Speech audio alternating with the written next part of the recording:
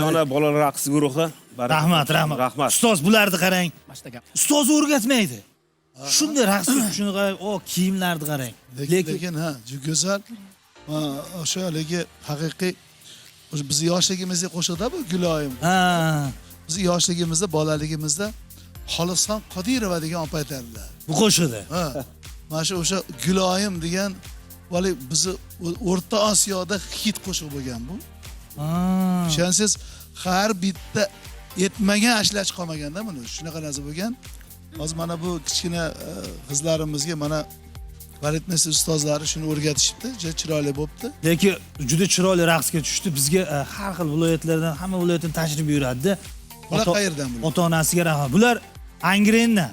Toshkent viloyati. Toshkent Toshkent viloyati Angrendan. Qolish kerak. Juda ham tabriklaymiz mana go'zal. Xudo xolasa bular ichidan ham kelajakda Ma'muriy Ergashevalar, Albatta, Malika ustoz. Ahmedovalar, Qizlarxon Do'stmuhammedovalar chiqsa ajab emas.